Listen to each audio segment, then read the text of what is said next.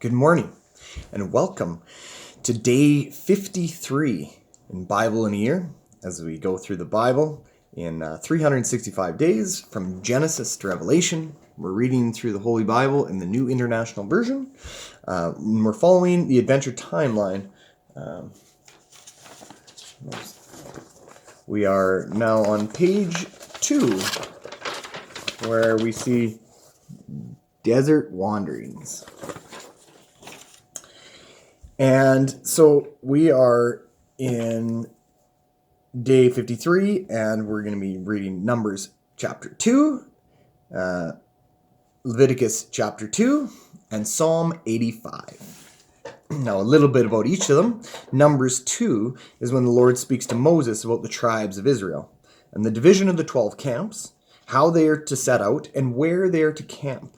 And as we see here already, Judah leads them all. Judah has the biggest tribe and is, as we see, even in the blessings, Judah is one who is highly favored. And later we will see when they go into exile, later when they make up all the tribes of Israel, when Solomon breaks off, we see the north becomes Israel and the south becomes Judah. For very good reason, because Judah often it becomes this sort of favored tribe, where we get the name Jews from. Judah, Jews. Anyways, so that's what we hear in Numbers 2. Leviticus 2, after the people of Israel rebelled against God, we hear in chapter 1. Oh, geez. They can't keep it together for even a chapter. Chapter 2 speaks of the beginning of them wandering in the desert. Oh, poor Moses. God bless his soul. And the first defeat of the king of Heshbon. And then chapter 85 of Psalms is a psalm of Korah. Remember, this is one of the Levitical tribes. And it's a song of lament or petition before God. So let us start. Numbers chapter 2. The Lord said to Moses and Aaron, "The Israelites are to camp around the tent of meeting, some distance from it, each man under his standard with the banner of his family. On the east, towards the sunrise, the divisions of the camp of Judah are to encamp under their standard. The leader of the people of Judah is Nahshon, son of Amminadab. His division numbers is 74,600. The tribe of Issachar will camp next to them. The leader of the people of Issachar is Nethanel, son of Zuar. His division numbers 54,400. The tribe of Zebulun will be next. The leader of the people of Zebulun is Eliab, son of Helon. His division numbers 57,400. All the men assigned to the camp of Judah, according to their divisions, number 186,400. They will set out first. On the south will be the division of the camps of Reuben, under their standard. The leader of the people of Reuben is Elazar, son of Shadur. His division numbers 46,500. The tribe of Simeon will camp next to them. The leader of the people of Simeon is Shelumiel, son of Jerishadai. His division numbers 59,300. The tribe of Gad will be next. The leader of the people of Gad is Eliashaph, son of Duel. His division numbers 45,650. All the men assigned to the camp of Reuben, according to their divisions, number 151,450.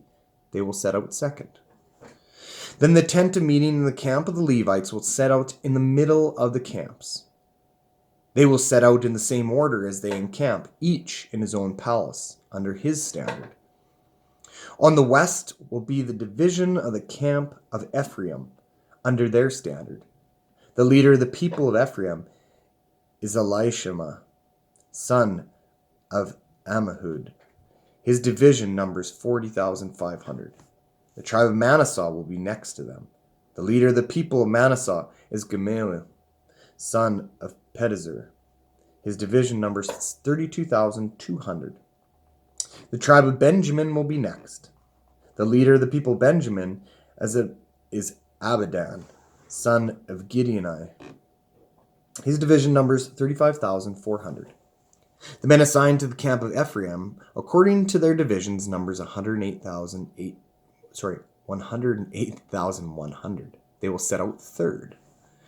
On the north will be the division of the camp of Dan, under their standard.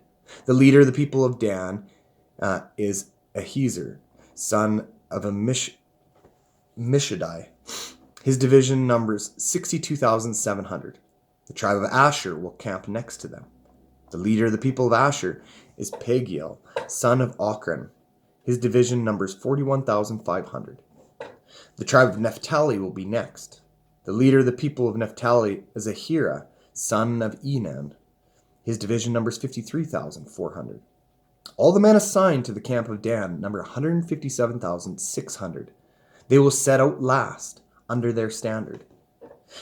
These are the Israelites, counted according to their families. All those in camps by their division number 603,550. The Levites, however, were not counted along with the other Israelites, as the Lord commanded Moses. So the Israelites did everything the Lord commanded Moses. That is the way they encamped under their standard, and that is the way they set out, each with his own clan and family. There's our first reading. Our second reading comes from Deuteronomy Chapter 2. Then he went back and set out towards the desert along the route to the Red Sea, as the Lord had directed me. For a long time we made our way around the hill country of Seir. Then the Lord said to me, "You have made your way around this hill country long enough. Now turn north. Give the people these orders. You are about to pass through the territory of your brothers, the descendants of Esau, who lived in Seir. They will be afraid of you, but be very careful. Do not provoke them to war, for I will not give you any of their land, not even enough to put your foot on. I have given Esau the hill country of Seir as his own. You are to pay them in silver for the food you eat and the water you drink. The Lord your God has blessed you in all the works of your hands. He has watched over your journey through this vast desert.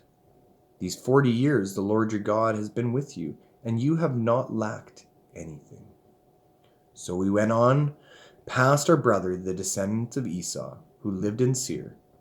We turned from Arabah road, which comes up from Elath and Ezion Geber, and traveled along the desert road of Moab. Then the Lord said to me, "Do not harass the Moabites or provoke them to war, for I will not give you any part of their land. I have given Ar to the descendants of Lot as a possession. The Emites used to live there, a people strong and numerous and as tall as the Anakites. Like the Anakites, they too were considered Rephaites, but the Moabites called them Emites. Horites used to live in Seir, but the descendants of Esau drove them out. These destroyed the Horites from before them and settled in their place, just as Israel did in the land the Lord gave them as their possession." So just to note, these are the tribes that were supposed to be like giants. But giants can't get in the way of God's people. They continually were pushed out. And the Lord said, "Now give up and cross the Zered Valley." So we crossed the valley. 38 years passed from the time we left Kadesh Barnea until we crossed the Zered Valley. By then, that entire generation of fighting men had perished from the camp, as the Lord had sworn to them. The Lord's hand was against them until he had completely eliminated them from the camp. Now when the last of these fighting men among the people had died, the Lord said to me, "Today you are to pass by the region of Moab at Ar. When you come to the Amorites, do not harass them or provoke them to war, for I will not give you possession of any of the land belonging to the Ammonites, not Amorites, Ammonites. I've given it as a possession to the descendants of Lot. That too was considered a land of the Rephaites, who used to live there, but the Ammonites called them Zamzumites. They were a people strong and numerous and as tall as the Anakites. The Lord destroyed them from before the Ammonites, who drove them out and settled in their place.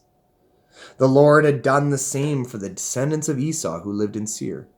When he destroyed the Horites from before them, they drove them out and have lived in their place to this day. And for the Avites who lived in the villages as far as Gaza, the Caphtorites,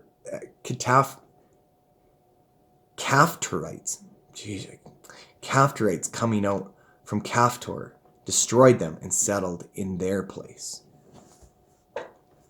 Set out now and cross the Arnon Gorge.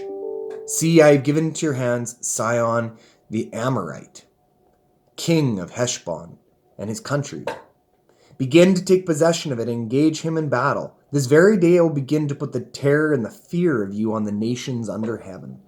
They will hear reports of you and will tremble and be in anguish because of you. For the desert of Kedemoth, I sent messengers to Sihon, king of Heshbon, offering peace and saying, let us pass through your country. We will stay on the main road. We will not turn aside to the right or to the left. Sell us food and to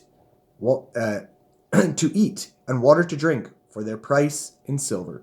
Only let us pass through on foot, as the descendants of Esau, who lived in Seir, and the Moabites who lived in Ar, did for us, until we cross the Jordan and into the land the Lord our God is giving us. But Sihon, king of Heshbon, refused to let us pass through. For the Lord your God has made his spirit stubborn and his heart obstinate in order to give him into your hands, and he has now done. The Lord said to me, see, I have begun to deliver Sihon and his country over to you. Now begin to conquer and possess his land. When Sihon and all his army came out to meet us in battle at Jahaz, the Lord our God delivered him over to us, and we struck him down, together with his sons and his whole army. At that time we took all of his towns and completely destroyed them, men, women, and children. We left no survivors. But the livestock and the plunder from the towns we had captured we carried off for ourselves. For Auror, on the rim of Arnon Gorge, and from the town in the gorge, even as far as Gilead, not one town was too strong for us. The Lord our God gave us all them. But in accordance with the commands of the Lord our God, you did not encroach on any of the land of the Ammonites, neither the land along the course of the Jabbok, nor that around the towns in the hills. There ends our second reading. Third reading, Psalm 85, a song of sons of Korah. You showed favor to your land, O Lord. You restored the fortunes of Jacob. You forgave the iniquities of your people and covered all their sins. You set aside all your wrath and turned from your fierce anger. Restore us again, O God, our Savior, and put away your displeasure towards us. Will you be angry with us forever? Will you prolong your anger through all generations? Will you not revive us again, that your people may rejoice in you? Show us your unfailing love, O God, and grant us your salvation. I will listen to what God the Lord will say. He promises peace to his people, his saints, but let them not return to folly. Surely his salvation is near. Those who fear him, that his glory may dwell in our land. Love and faithfulness meet together. Righteousness and peace kiss each other. Faithfulness springs forth from the earth, and the righteousness looks down from heaven. The Lord will indeed give what is good, and our land will yield its harvest. Righteousness goes before him and prepares the way for his steps. Here ends the reading. I always love finishing in the Psalms, because whether they're petitions or laments or what they are, I mean, there's always some beautiful nuggets in each and every one of them. It says here that they say, you show favor to the land, O God. You restore this fortunes. And yet, we don't seem to be having any of these right now. We're reviled. Yeah, we understand we have not been faithful. We have not been righteous before you. And yet, may your love and faithfulness meet together. Righteousness and peace kiss each other. They are saying, we we screwed up. We know we done wrong, but we know what your character is like, and we know that you are a God of righteousness and love and faithfulness, and we just pray that would come to us again, because we are your people.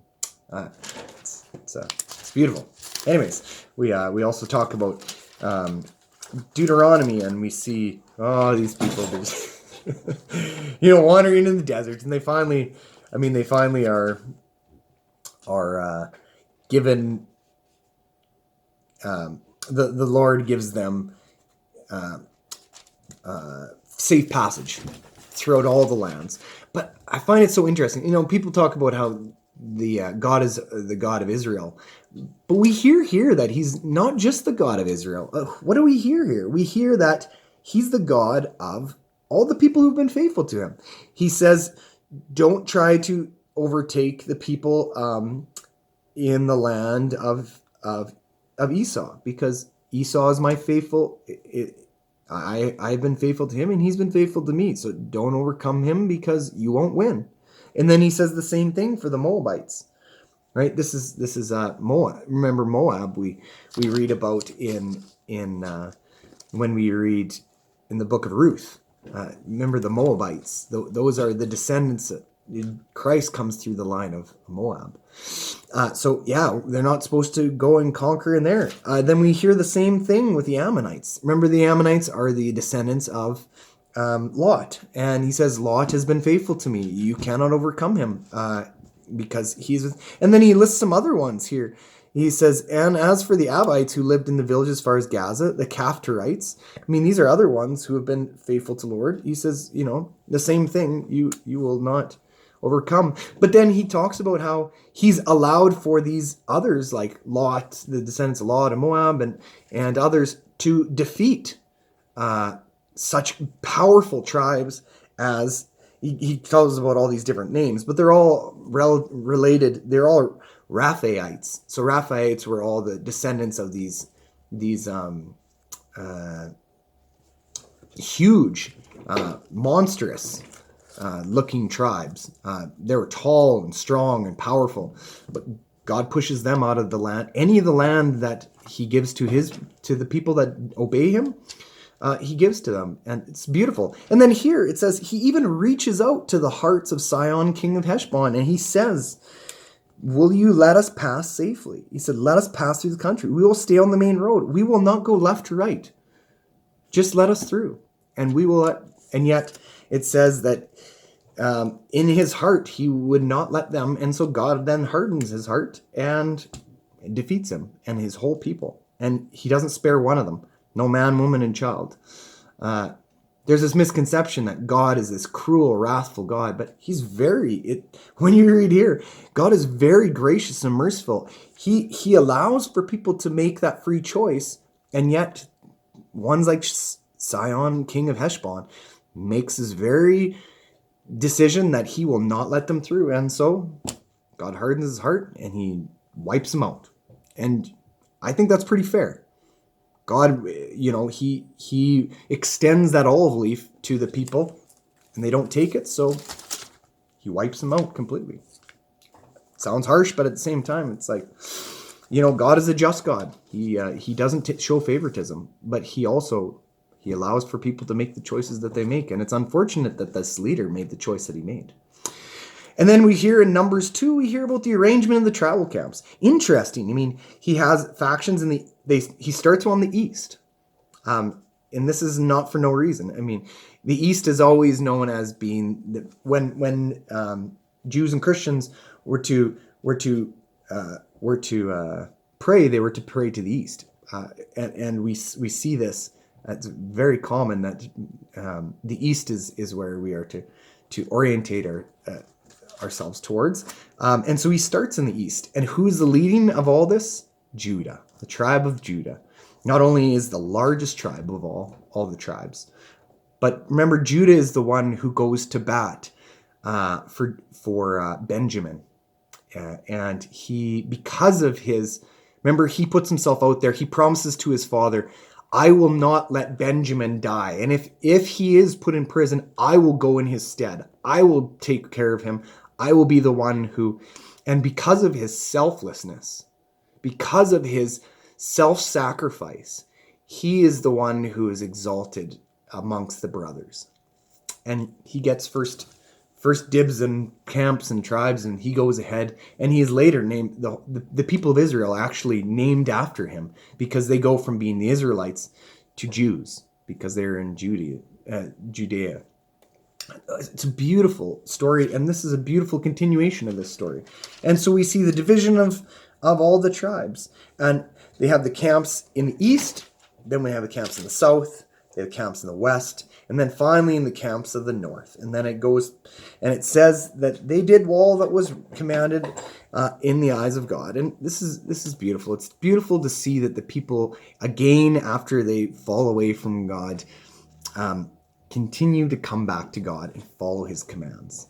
May we all try to follow the commands of God in order that we might live in peace with one another. We might live in peace with our brothers and sisters, like we see here in Numbers, so that we might be able to live like this is heaven on earth that we live, that we try to make that for ourselves. My prayer is that you might try to seek peace in your day today as we go through this Bible in a year. Ask that you might pray for me as we go through this, and I pray that you might grow in the wisdom and knowledge and fear of the Lord. Have a blessed day.